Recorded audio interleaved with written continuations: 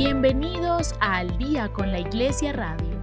Únete a esta conversación y sigamos construyendo una iglesia que se fortalece día a día. Un espacio para conversar, ser iglesia y enriquecer nuestra fe. Bienvenidos.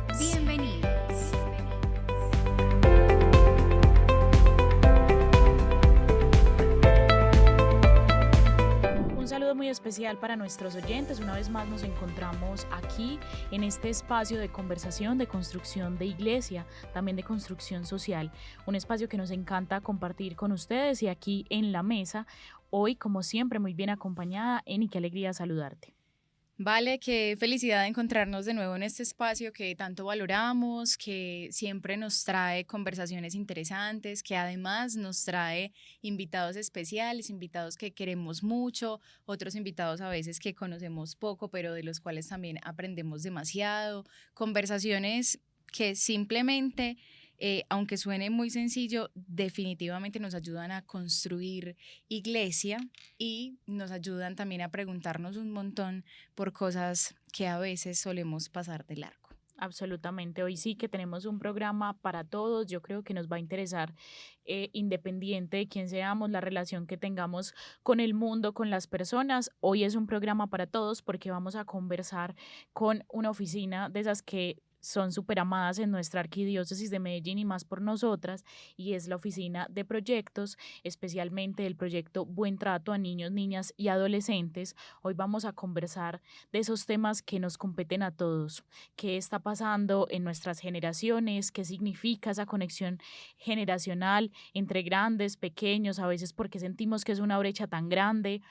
¿Qué podemos hacer para unirnos más, para encontrar puntos en común y cómo podemos seguir construyendo una sociedad y una iglesia, un entorno eclesial seguro, protector, independiente de la generación que tengamos? Para hablar sobre esto hemos invitado a tres maravillosas personas. Comenzamos con Andrés Felipe Flores. Él es el coordinador del proyecto Buen Trato a Niños, Niñas y Adolescentes. Qué feliz tenerte por aquí. Bueno, Eni, Valen, muchísimas gracias por la invitación. La verdad es que nos sentimos muy honrados como Proyecto Buen Trato de poder estar acompañando también este ratico. Me encanta la introducción que hacen al programa. Eni nos hablaba de construir iglesia y eso es lo que vamos a hacer en este ratico de conversación para que nos podamos estar ahí conectados. Y pues la invitación que hace Valen de que este es un programa para todos. Definitivamente va para todas las generaciones, desde los niños y niñas que nos puedan estar escuchando hasta las personas mayores. Se van a dar cuenta que este es un tema que nos compete a todos. Así que gracias nuevamente por la invitación y el placer es todo nuestro. Pues a ti gracias por decir sí a este ratico en el que vamos a conversar de muchos temas que a todos nos interesan y pues traer también a tu equipo de trabajo para este ratico de conversación con nosotras. Está Melissa Alzate.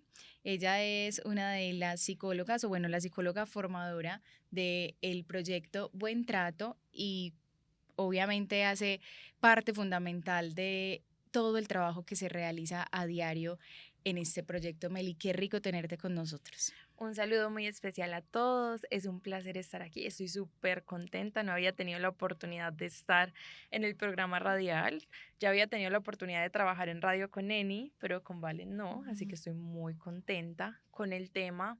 Es un tema que, como hablaba Andrés, parte de algo que se llama corresponsabilidad. Y la corresponsabilidad no es solamente para padres de familia o para quienes tienen contacto directo con los niños y con los adolescentes, sino todos como sociedad.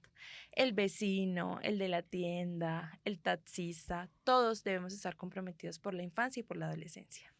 Gracias, Meli, por eso, porque creo que nos hace conscientes que este tipo de temas no se los dejamos a ciertas personas, sino que nos corresponde a todos. Y si usted desde ya está sintiendo que es un programa que puede compartir, qué rico que traiga a su mente a quién de pronto le podría interesar este tema. Y ojalá esa personita que no se vaya de la mente durante todo el programa, pues termine recibiendo un mensajito con el link del programa. Recuerden que lo pueden encontrar en YouTube o en Spotify.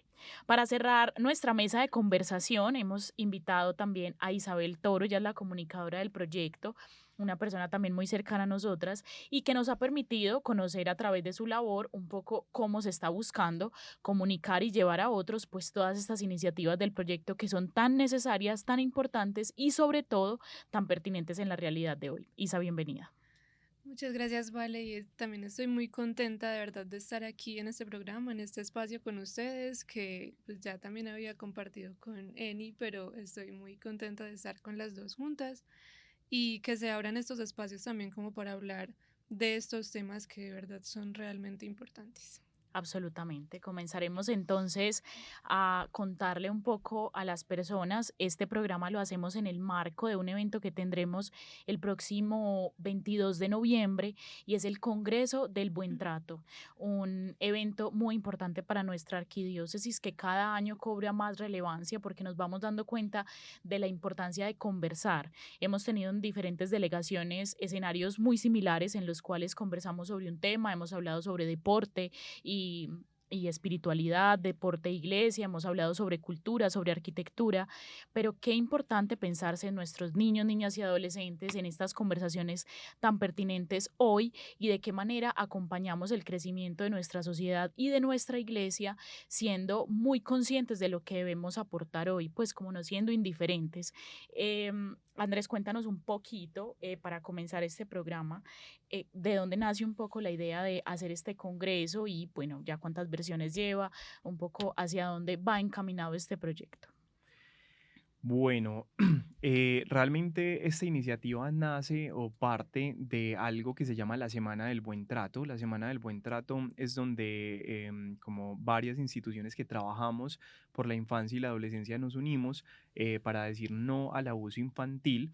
Es una semana que se lleva a cabo del 19 de noviembre al 25, donde se hacen allí un conjunto de actividades. Nosotros no solamente, por ejemplo, como Proyecto Buen Trato tendremos participación en este congreso que se está organizando, sino que tenemos un taller, por ejemplo, con familias, donde vamos a estar con más de 100 familias y vamos a hacer un trabajo hermosísimo con padres e hijos, hablando de ese tema de conectar generaciones. Vamos a ponerlos a trabajar juntos para que miremos y hablemos un poquitico como del vínculo que se va creando. Tenemos también un trabajo con un colectivo femenino. Vamos a estar este año puntualmente acompañando la fundación de Juan Cuadrado, donde vamos a hacer un trabajo también con madres y vamos a estar allí acompañando. Entonces, digamos, es una serie como de actividades que nosotros hacemos desde la Curia Arquidiocesana. Se acompaña la Eucaristía, se hace un trabajo con colaboradores donde vamos a estar hablando de la conexión, pero un poco más desde el ámbito digital. Y pues finalmente, digamos, hay muchos esfuerzos que se hacen para este congreso que se va a realizar, como dices tú, Valen, en la UPB. Entonces, parte como de unirnos a estas iniciativas que se dan por la prevención del maltrato infantil y la promoción de los buenos tratos, y pues es la 8ª edición. Yo recuerdo particularmente que cuando estaba iniciando, digamos, en una reunión que se tuvo para mirar cómo podíamos hacer este primer congreso, hicimos mucho esfuerzo, mucho esfuerzo, y como todo, pues intentamos hacer un gran despliegue, pero nos fueron 30 personas. En el primer congreso nos fueron 30 personas y nosotros esperábamos a 400 personas y dijimos, esto va a ser, y claro, la respuesta de la gente al final era como, bueno, no pude asistir, no pudimos ir. Ay, Entonces, Dios. claro, después al segundo congreso nos fue algo así como el doble, eran como 60, 70 personas, y poco a poco, digamos, las personas han ido tomando conciencia, han ido viendo la importancia de poder seguir creando una cultura del cuidado. Y pues ya, por ejemplo, cuando hablamos de estos últimos congresos de UPB, hablamos de 300, 350 personas, 400 personas que se nos suman, pero son personas que realmente lo hacen porque les nace, personas que dicen, yo quiero seguir formándome, porque es que en este tema de ser padre o madre de familia, definitivamente es un ejercicio constante y para toda la vida. No se deja de ser padre o madre en ninguna etapa del ciclo vital del ser humano. O yo quiero como abuelo hacerlo diferente para mis nietos, o quiero incluso entender, no sé, por qué me relaciono de esta manera con mi hermano, con mi hermana. Es decir, empiezan a haber un montón de personas y de casos que nos vamos a encontrar. Entonces nace de esto, nace de la Semana del Buen Trato, nace de pensarse que como iglesia también estamos llamados a seguir construyendo, ¿cierto? A seguir promocionando los buenos tratos, y que es necesario poder seguir educando con afecto en todos estos tiempos de cambio. Estos espacios, sobre todo este programa que que realizamos, creo que es una de las cosas que definitivamente siempre resalto y Valentina creo que es testiga de eso. Siempre surge sobre la mesa definitivamente la realidad de que nuestra iglesia se piensa en las necesidades que tiene nuestra sociedad, pone su mirada, pone sus ojos en esos temas puntuales que como sociedad necesitamos acompañar. Y este definitivamente es un ejemplo de ello cuando vemos que desde nuestra iglesia se están llevando a cabo estas iniciativas, se busca la manera de llegar a las personas, se busca la manera de formar y acompañar a las personas en tantos ámbitos importantes que tiene o aborda más bien el proyecto Buen Trato. Estamos en un congreso o en el marco más bien de una semana que tiene una cantidad de actividades pensadas para muchas personas. Creo que para cada generación nuestra hay alguna actividad y estamos también pensando un congreso que toca temas que nos interesan a todos, que si mi abuelo quiere ir podrá aprender algo, que si yo tengo un adolescente o un niño en casa lo puedo llevar y se va a sentir también identificado y va a adquirir allí herramientas. Entonces, qué lindo que podamos reconocer en este espacio que nuestra iglesia se piensa en estas necesidades sociales y que adelanta estos trabajos para que pues nos sintamos también acompañados por nuestra iglesia que es madre en estos temas importantes de nuestra sociedad. Claro, y hay algo que tenemos que tener en cuenta en el lema y en el tema principal del Congreso, y es que el proyecto Buen Trato acompaña a niños desde primera infancia hasta adultos mayores. Entonces, desde el área formativa, por ejemplo, vamos a un lugar, hablamos un poquito sobre niñez, sobre generalidades del maltrato y surgen preguntas o surgen muchas inquietudes y todo eso se va recogiendo y vamos diciendo, a la gente le gustaría que habláramos de esto, los niños tienen preguntas por esto, los adolescentes por esto y eso nos permite también hacer un consenso de lo que queremos hacer en la Semana del Buen Trato y de lo que queremos brindar y cómo acompañarlos a ustedes. Hablas de algo muy importante y es que siento que esa lectura pues va emergiendo un montón de temas súper valiosos que ustedes van trabajando de manera pedagógica y consciente con todas las formas en las que impactan las diferentes poblaciones. Para este año el Congreso entonces ha elegido el lema Conectando generaciones, protegiendo infancias. Qué rico que conversemos un poco sobre eso. ¿Cómo ha sido entonces esa lectura de las generaciones que tenemos hoy? No sé si de pronto pues, hay algunos abuelitos que nos estén escuchando y si recuerdan que se hablara mucho de generaciones en el pasado, yo creería que no, incluso en mi infancia no recuerdo mucho cómo marcar tanto el tema generacional, era simplemente saber que habían unos adultos, unos jóvenes, unos niños y unos abuelitos o unos adultos mayores, pero no era como tan claro que uno supiera que hay características de las generaciones, que hay un montón de cosas ahí. ¿Cómo entonces aparece este tema de conversación y la necesidad de ponerlo sobre la mesa? Cuando hablamos de generaciones, hay cambios de 20 a 30 años. ¿Qué pasa? Hablar de un cambio de generaciones es un cambio político, social, cultural, y puede ser en parte por eso que estamos viendo como tantos nombres para las diferentes generaciones.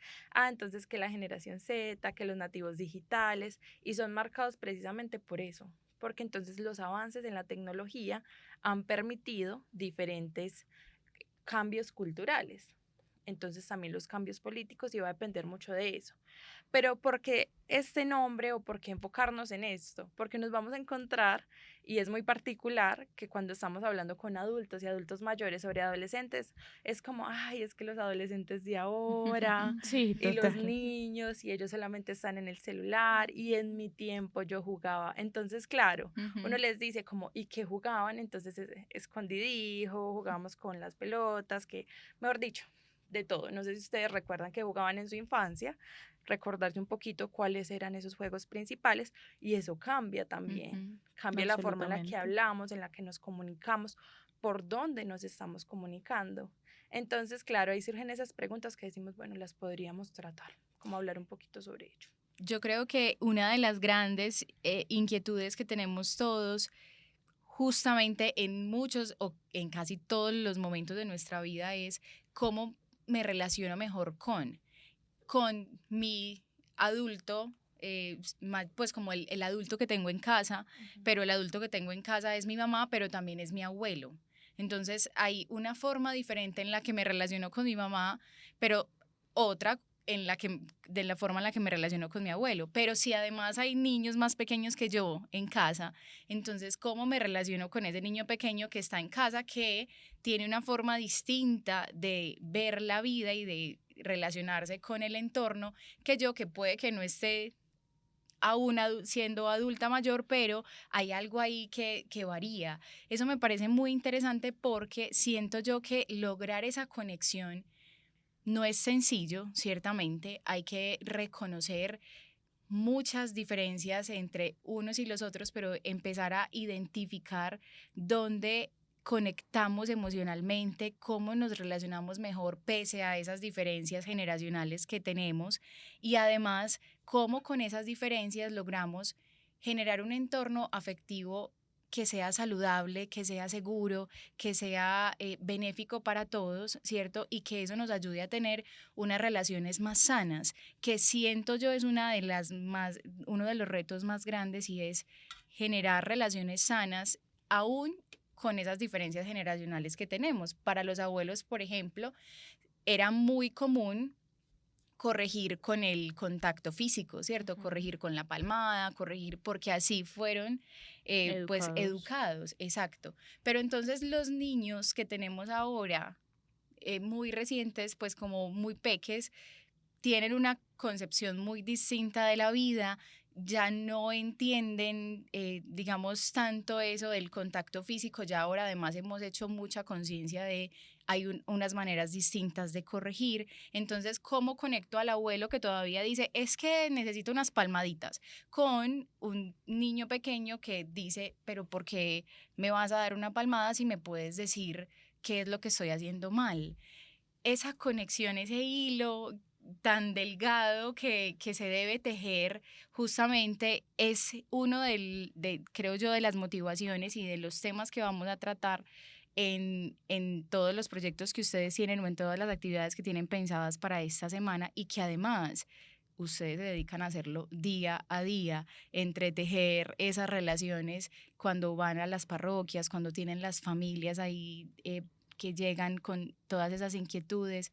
¿Cómo se logra entonces comunicar todo eso? Pues como teóricamente, y todos los conocimientos que ustedes tienen, ¿cómo compartimos eso con las personas? ¿Cómo logramos nosotros también hacerlo de una manera pues efectiva, y que se logre entender justamente que hay mucho por trabajar? Y no solamente hablarlo en términos de esa corrección que ha cambiado, del castigo físico, el castigo psicológico, que termina siendo formas de maltrato, sino también en asuntos como, por ejemplo, es la comida, Ujú. y que la comida es fundamental, y no, crear una buena relación con la comida es muy fundamental. Pero entonces los abuelos dicen como, ay, eso darle un dulcecito no pasa nada. Total. Y los papás son como, no, pero es que yo no le voy a dar dulce hasta después de Total, tantos total. años, y eso termina siendo un tema de debate y de discusión súper amplio. Claramente, que puede generar además una ruptura familiar cuando uno no se pone de Absolutamente. acuerdo con el abuelo que quiere que yo le dé caldito al bebé Ajá. desde los 3 meses, y la mamá que dice, no, pero es que a mí ya me dijeron personas que han estudiado esto toda la vida que debo esperar.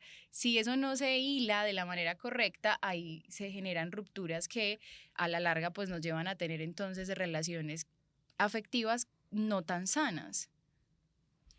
Bueno, respecto a eso, porque a mí, por ejemplo, el tema de las abuelidades es algo que me parece como profundamente significativo en la vida de los seres humanos, de los niños, y que además estamos en un mundo muy cambiante y que cambia muy rápido. Es decir, ahorita de una generación a otra, el cambio puede ser muy grande o puede ser Ujú. muy notorio, cuando antes de pronto en las generaciones no se veían cambios como tan rápido y Drásticos. tan drásticos, exactamente.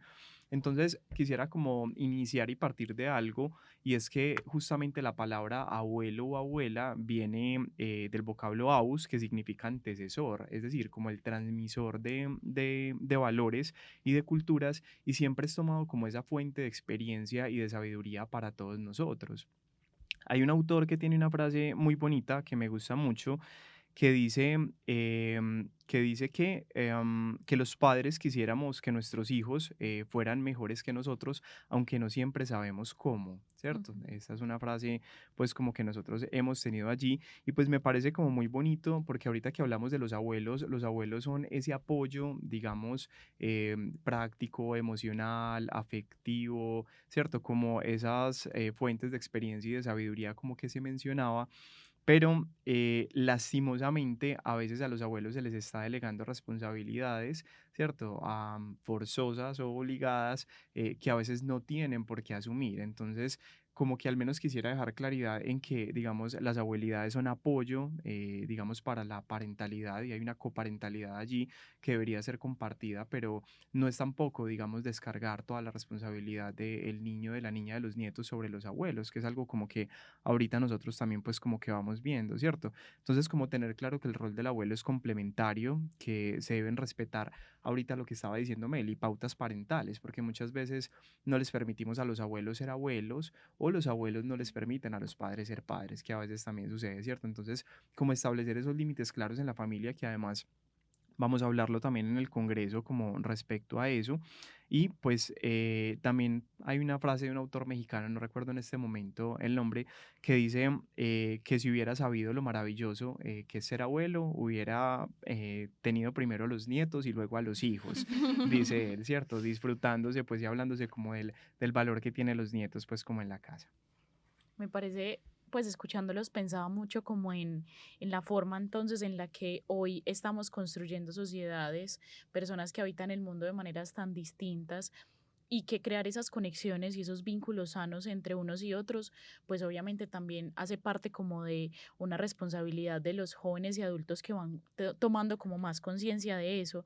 Como Andrés nos hablaba un poco sobre la labor de los abuelos, de los padres hacia los niños, pero también tan importante dignificar al adulto mayor para que el Ujú. niño lo reconozca como tal, que eso es algo que en muchas ocasiones no pasa porque lo, no sé, desvirtuamos, creemos que lo que dice el abuelo ya está demasiado obsoleto, entonces como él piensa, como hacía las cosas antes, entonces mejor no le prestemos atención y que a los adultos que nos están escuchando o a nuestros jóvenes también si nos están escuchando, la importancia de reconocer en ellos, además porque ahí hay un aprendizaje innato, o sea, como que funciona en ellos, obviamente la vida nos da eso, un poco de sabiduría, pero reconocerlo nos permite establecer un vínculo que parte no solamente desde el respeto natural que debe tener cualquier vínculo humano, sino también desde la admiración que siento que debe existir de manera bilateral, tanto el pequeño por el grande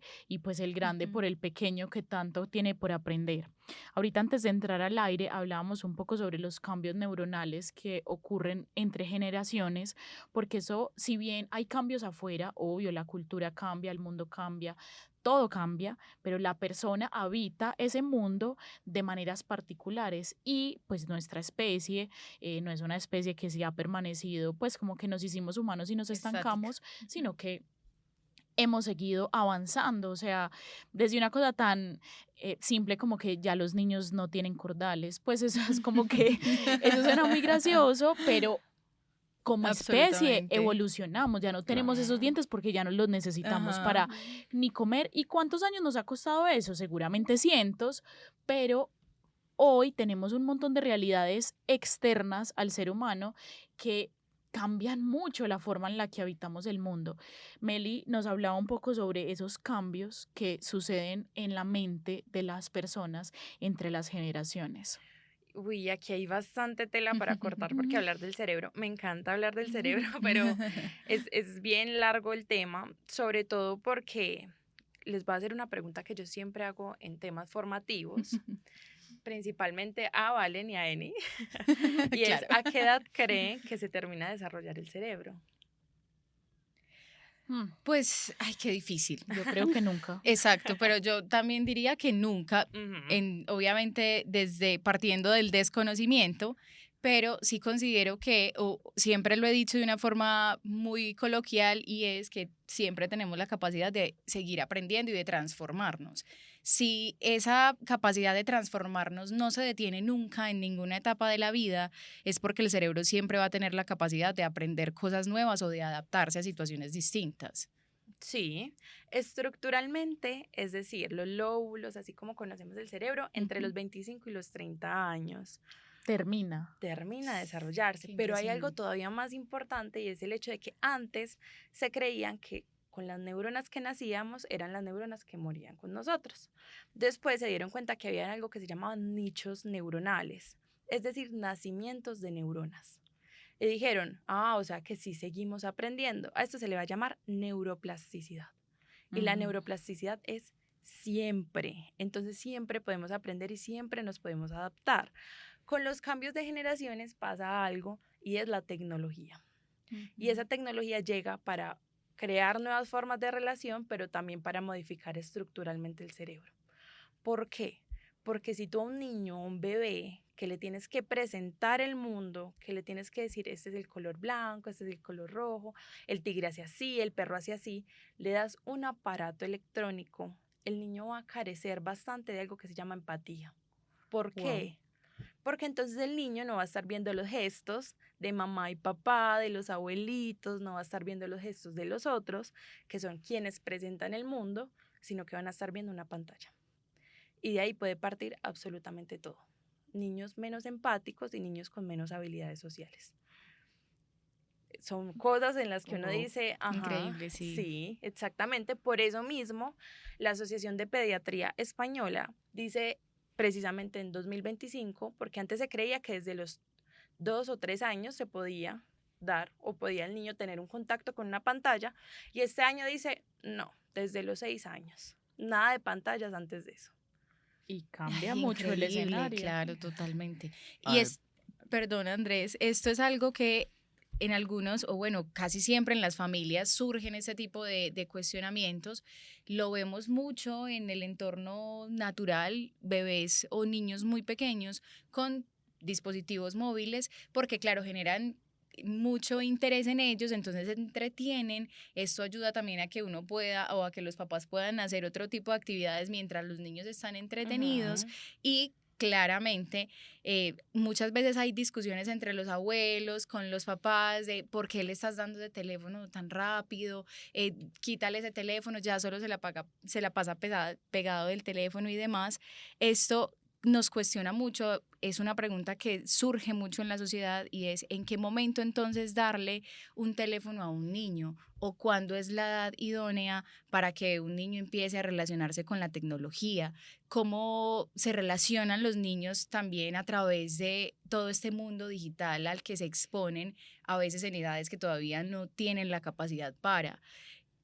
Todo esto es una cantidad de preguntas que nos hacemos y que a veces necesitamos levantar la mano y decir, no, no sé, pues necesito un experto o alguien que se encargue de estudiar esto, que me ayude a tener como un poco de directriz también en la familia. Hay algo también muy importante respecto al cerebro y es el cerebro se desarrolla o tiene más conexiones neuronales en las áreas que más funcionen y en las áreas que más utilices.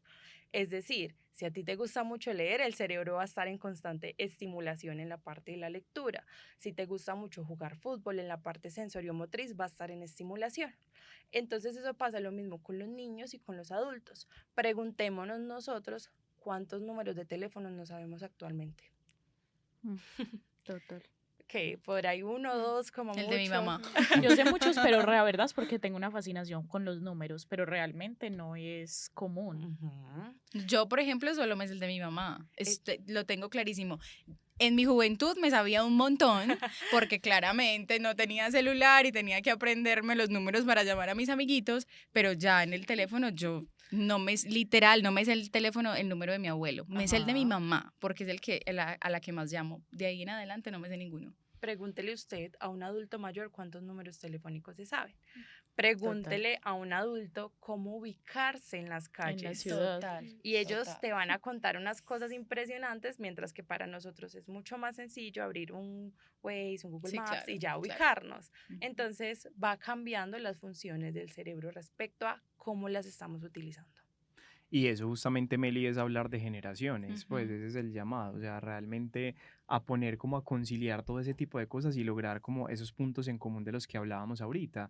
Además que recordemos que los niños aprenden más de lo que ven que de lo que escuchan. Entonces, ahorita Meli decía, si los tenemos conectados a una pantalla todo el tiempo, pues qué es lo que los niños realmente están aprendiendo, si no están viendo gestos, no están sabiendo identificar cuáles son las emociones, no saben cómo reaccionar ante ellas y cómo tener una adecuada gestión emocional, por ejemplo. Es por eso que nosotros ahorita desde la misma iglesia, cuando hablamos de doctrina social de la iglesia, que lo hemos visto y se ha hablado un poquitico más de eso ahorita también con el Papa León XIV, es que nos llama como a volver a esos valores cristianos de inicio, volver a la dignidad humana, volver al bien común, volver a la solidaridad, es decir, salir de nosotros mismos para poder pensar en el otro. Entonces, cuando Meli nos hacía este llamado como a la empatía, ¿cierto? A que los niños están creciendo y careciendo de empatía, es porque ahorita vemos en estos tiempos de cambio de que realmente como que uno de los retos y de los desafíos que tenemos es volver otra vez al amor, es decir, al caritas, a la caridad cristiana, es volver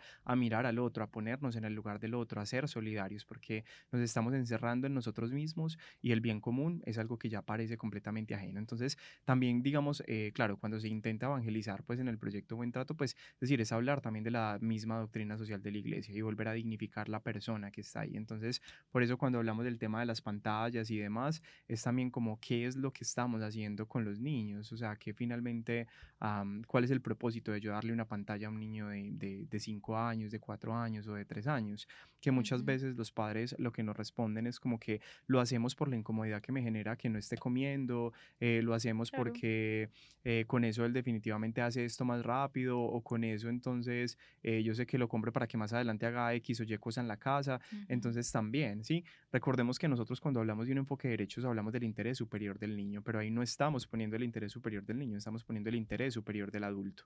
Es lo que yo como adulto necesito que ese niño haga, pero ni siquiera porque sea lo mejor para el niño, sino simplemente para que sea efectivo para mí. Mm, Me cuestiono un poco y siento que eso nos puede llevar a hablar más a fondo sobre el vínculo que se genera. Yo soy muy cercana a mi abuelo porque definitivamente en mi infancia él fue la figura que me enseñó un montón de cosas de la vida, ¿cierto? Entonces, como que mi cercanía con él es mucho más grande que con el resto de mi familia, por decirlo de alguna manera. Entonces me pregunto, ¿cuál es el vínculo que están haciendo nuestros niños? ¿Con qué se están sintiendo identificados? ¿O cuál es ese adulto que sienten como cercano si la mayoría del tiempo la pasan frente a una pantalla? Eso como, digamos, diversifica la manera en la que hacemos relaciones entre las diferentes generaciones que tenemos en casa.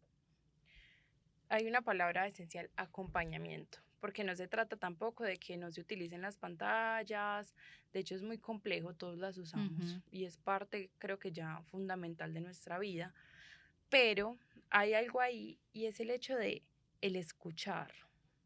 Los niños tienden a idealizar a los padres, es normal.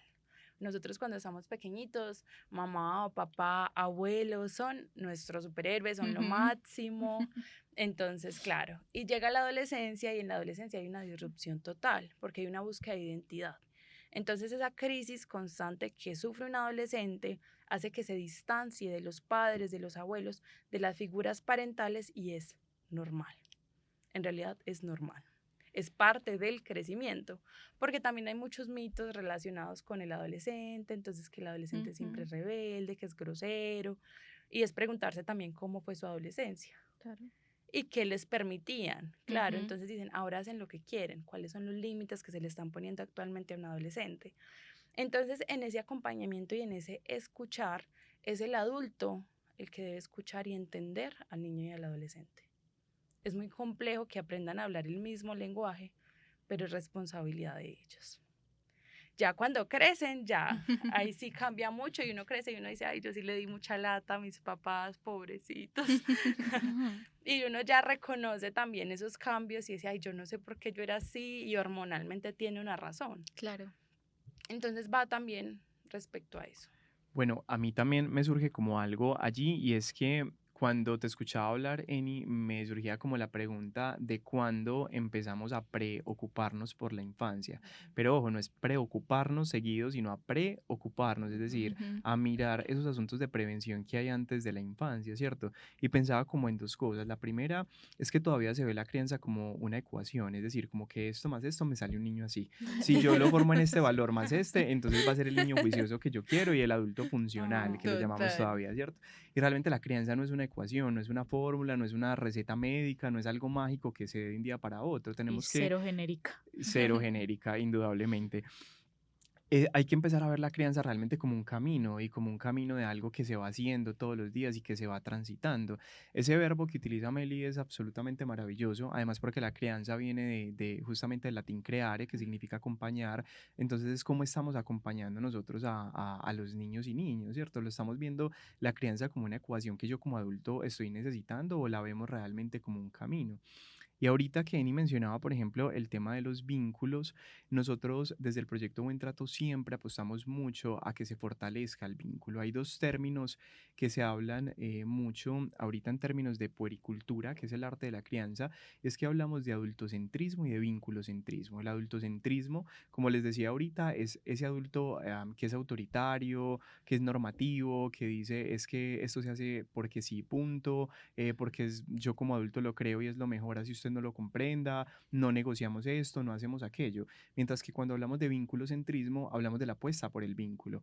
Y si ustedes se ponen a ver, no es solamente una apuesta en temas de infancia, es en general en la vida, ¿cierto? ¿Qué tipos de vínculo creamos? ¿Qué calidad le damos a nuestros vínculos? ¿Qué tiempo le damos a nuestros vínculos?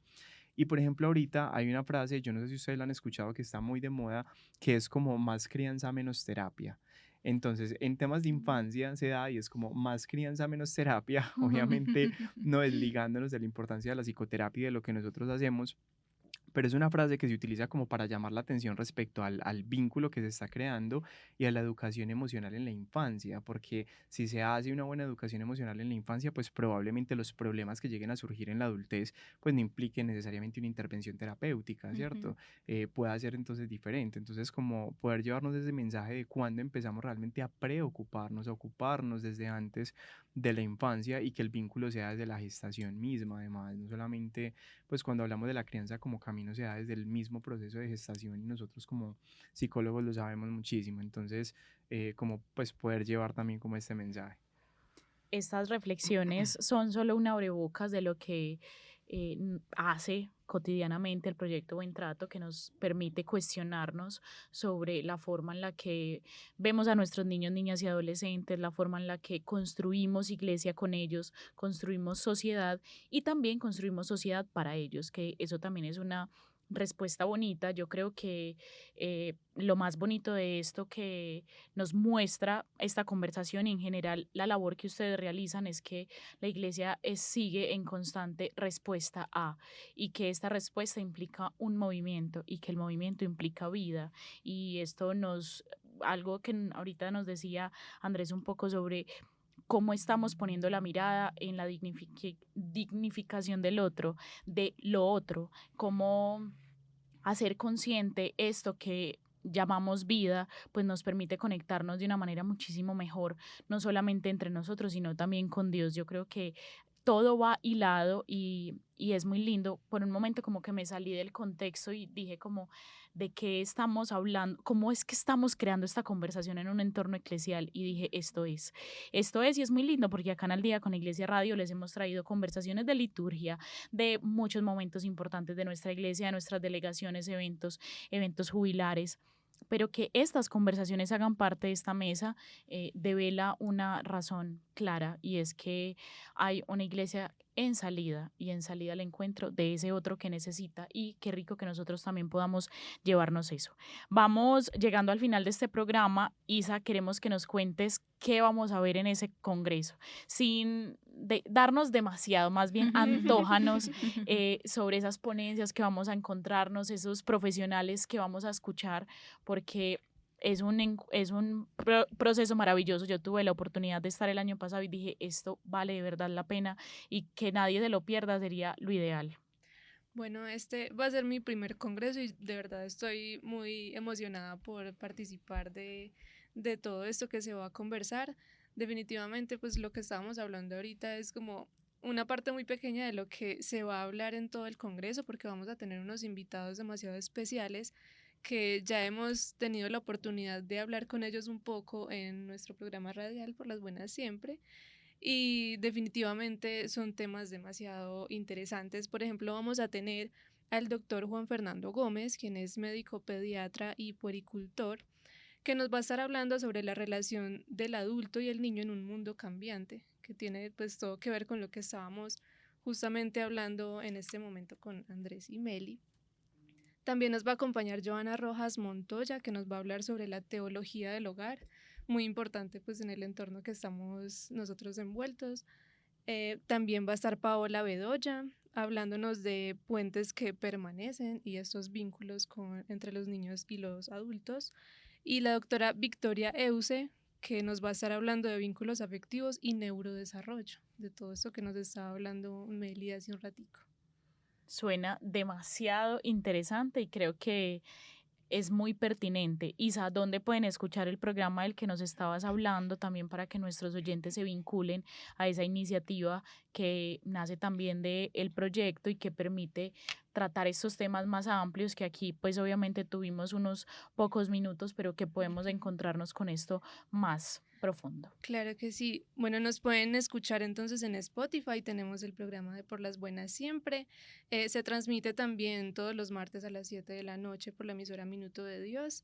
En Spotify pueden encontrar todos nuestros programas ya guardados. Estas semanitas estamos sacando los programas con nuestros ponentes, entonces estén muy pendientes porque estamos tratando todos estos temas.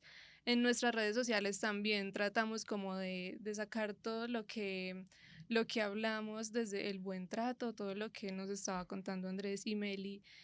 Tratamos de enfocarlo también como en cómo las otras personas lo pueden entender un poco más sencillo. Entonces, en nuestras redes sociales pueden también buscarnos y aprender sobre todo esto. ¿Y aparecen como? Buen Trato NNA. Perfecto. Aprovechando que estamos en este espacio y que hicimos ese abrebocas a lo que será el Congreso, qué rico que recordemos, aunque lo dijimos muy al inicio, quiénes están invitados a este espacio, por qué no se lo deben perder, qué hay que hacer, nos tenemos que inscribir, qué es, cómo se hace, cuál es el procedimiento, la fecha, a qué hora iniciará, como esos detalles también para que las personas que nos escuchan y dijeron, qué rico, yo quiero ir, quiero ser parte de esto, pues vayan programando ahí la fecha y los horarios. Bueno, perfecto. Entonces, la invitación realmente es para todos, lo hemos dicho desde el inicio del programa, es para todas las generaciones. De hecho, esto habla de conectar generaciones justamente, ¿sí? Es el sábado 22 de noviembre, va a ser en la Universidad Pontificia Bolivariana, en el Auditorio Juan Pablo II. Este es un auditorio que queda en el bloque 10 de la universidad.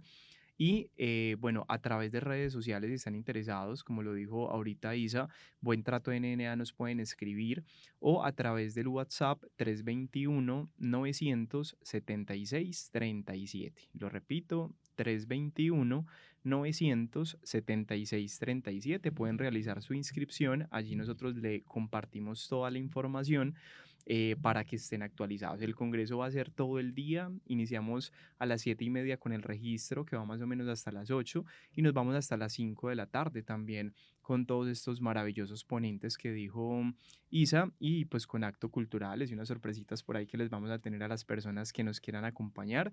Tiene una donación de 20.000 pesos. Sí, para las personas que deseen acompañarnos, eso incluye un refrigerio en la mañana, incluye las memorias del evento, vamos a tener pues acceso como a todo el tema de estación de bebidas, de café, y además la certificación que se emite siempre desde Proyecto Buen Trato y Arquidiócesis de Medellín de participación también del evento, a propósito pues de que estamos fomentando como todo este tema de la cultura del cuidado. Entonces, para que nos puedan acompañar abuelos, abuelas, padres de familia, profesionales, como lo decía ahorita Meli, esto es un asunto de todos, es decir, las personas que estén interesadas realmente en su crecimiento personal, humano, cristiano, que quieran entender un poco más las realidades de los niños y niñas, cómo es que funcionan los vínculos, cómo es que funciona el neurodesarrollo, cómo funciona este tema en un mundo cambiante, cómo funcionan las nuevas tecnologías, cómo nos afecta, todo, absolutamente todo, los esperamos allí. Saben que son cupos limitados, ya tenemos una buena cantidad de inscripciones, entonces para que no se queden sin su cupo y nos puedan escribir. a los sacerdotes que nos escuchan también. Qué rico que nos hagamos conscientes de cómo están viviendo nuestros niños, los niños que hacen parte de nuestras parroquias, y las parroquias sí que tienen todas las generaciones, sí que responden a todas las edades, así que súper valiosos sacerdotes, agentes pastorales, catequistas, también líderes de los grupos juveniles, personas que hacen parte de todos nuestros entornos eclesiales. Qué rico verlos ahí, encontrarnos alrededor de este tema y que podamos invitar a muchos. Hay una promoción, ¿cierto? Que si van 5, el 6 no paga. Exactamente, sí valen. Es decir, si van 5 personas de la misma parroquia, de la misma institución, se inscribieron un grupito de amigos, pero son los mismos y son 5 personas, se les da un sexto cupo de manera gratuita. Sí, exactamente así. Qué maravilla, o sea, esta promoción tenemos, hagan combo, allá los queremos ver, encontrarnos en esta oportunidad de conversar, de construir. A ustedes infinitas gracias, esto fue un abrebocas bien corto para lo que el tema pues amerita. De verdad que es maravilloso escucharlos con su experticia, pero también con esa sensibilidad que es tan necesaria y que requiere tanto hoy nuestra iglesia. Vale, yo quisiera terminar con algo y es que, digamos, es un mensaje que se da y es que no hay nada que justifique el padecimiento de la infancia, ¿cierto? Y que proteger, como lo hemos mencionado, no es solo vigilar, sino también presenciar y acompañar. La vida no se entiende, la vida se camina, como lo hemos dicho y como lo hemos hablado. Y quisiera terminar con una frasecita que también es como importante, y es que pues siempre existirá como el riesgo de que los adultos terminen por encasillar a sus hijos en la realidad amurallada en que los padres los encasillaron a ellos. Entonces, por favor, no repitamos, sino que reparemos. Muchas gracias por esa frase y por esas enseñanzas tan valiosas que nos quedaron en el corazón, Meli. Infinitas gracias, tu conocimiento, ponerlo aquí sobre la mesa, todo ese servicio que le entregas a la delegación, pero también a la Iglesia de Medellín. Muchísimas gracias por la invitación. Los espero a todos allá para que aprendamos bastante. Recordemos que somos quienes le presentamos el mundo a los niños y a los adolescentes. ¿Qué les queremos dejar y qué mundo les vamos a permitir? Isa, finalmente, gracias a ti también porque eres muy cercana a la casa, pero también nos permites esa sensibilidad que necesita comunicar esto, porque el reto no está solo en aprenderlo, sino también en comunicarlo a otros que necesitan saberlo, porque es una labor de todos. Claro que sí, muchas gracias también por invitarnos a este espacio que realmente era necesario. Y me encanta estar detrás de las comunicaciones de verdad con estas dos personas de este equipo, con Meli y con Andrés, y fomentando también como el buen trato. Los esperamos en el Congreso. Con esta invitación vamos llegando al final entonces de Al Día con la Iglesia Radio. A todos gracias por acompañarnos en esta conversación. Recuerden que si se perdieron algo de ese programa, pues ahí está ya también nuestro canal de Spotify disponible para que ustedes compartan este espacio de conversación, les llegue también a esas personas que ustedes consideren que necesitan escuchar algo de lo que dijimos hoy. Además, hay una cantidad también de conversaciones interesantes ya ahí en nuestro canal de Spotify. Qué rico que se den la pasadita por allá. Y recuerden que esto lo hacemos siempre con el ánimo de seguir construyendo nuestra iglesia.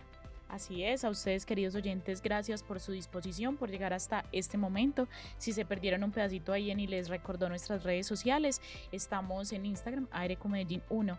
Ahí nos pueden contar todo lo que quieran saber, si quieren algún tema aquí en la mesa, o si por el contrario quieren venir ustedes y contarnos cosas. Qué valioso que podamos tener este espacio también con ustedes. Para finalizar, los dejamos con el mensaje editorial que nos deja Monseñor Ricardo Tobón Restrepo para esta semana, este mensaje que el pastor siempre deja para nuestra iglesia en Medellín. Bendiciones para todos. Para esta edición editorial, Monseñor Ricardo Tobón Restrepo escribió: Derecho a vivir. A lo largo de la historia no han faltado graves ataques a la vida humana. Lo más triste es que después de tantos siglos de búsqueda y de esfuerzos por construir el camino justo de la humanidad, continúen las guerras y tantas formas de violencia que ciegan vidas humanas cada día. A esto se añade de un modo particular en nuestro tiempo el preocupante aumento de los suicidios y de los abortos, y últimamente la legalización en varios países, y entre ellos el nuestro, de la eutanasia y el suicidio asistido. La eutanasia, llamándola derecho a una muerte digna, se anuncia cada vez más como una cuestión jurídica sobre la que puede disponer el Estado y que todo el mundo tiene que aceptar. Es preciso preguntar si esto se puede considerar realmente como un derecho o es más bien la deformación y la negación misma del derecho. Cuestiones tan fundamentales como la noción de persona, de libertad, de verdad, de sufrimiento, se han visto ensombrecidas y viciadas por el irrespeto a lo creado y la incapacidad de asumir la vida. Cuando la política prescinde de la dimensión trascendental de la vida, pierde su capacidad de orientar hacia el bien común, pues termina intoxicada por propuestas ideológicas. Es ahí cuando se va sometiendo todo al voto de la mayoría, aun aquello que no puede regirse según la dinámica del consenso, como la vida, el amor, el sexo, la muerte. Los acuerdos nunca hacen verdadero y justo lo que es contrario a la naturaleza. La mayoría en una votación no sustituye la verdad. Si las ideologías conducen la política, está manipulada incluso la vida como si fuera objeto de un laboratorio. Lo que siempre ha sido experiencia común ahora se vuelve materia de legislación estatal. Esta apropiación es un totalitarismo, pues lo humano queda absorbido por la máquina del poder. Entonces, los estados, como si se tratara de cualquier proceso burocrático, se atreven a legislar sobre el inicio y el fin de la vida, y una sociedad que fabrica su propia verdad y su propia justicia queda sin esperanza. En estos casos, el Estado se presenta como un jefe que otorga y retira derechos según su voluntad. Aparta a la persona de su relación con Dios y la vincula a sus caprichosos proyectos. Se invierte entonces la fórmula del Evangelio entregando al César lo que es de Dios. El Estado absorbe la realidad humana, incluyendo la vida y la muerte, y la convierte en un asunto político, privándola de su dimensión íntima, personal y universal, administrándola con una ley hecha por decreto.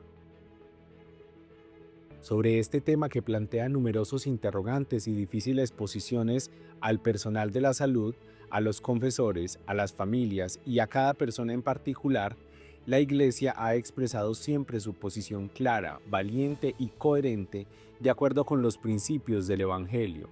Basta consultar el Catecismo de la Iglesia Católica en la encíclica Evangelium Vitae de San Juan Pablo II y la carta Samaritanus Bonus del Dicasterio para la Doctrina de la Fe, donde se encuentra una sólida argumentación y hay respuestas concretas sobre el tema.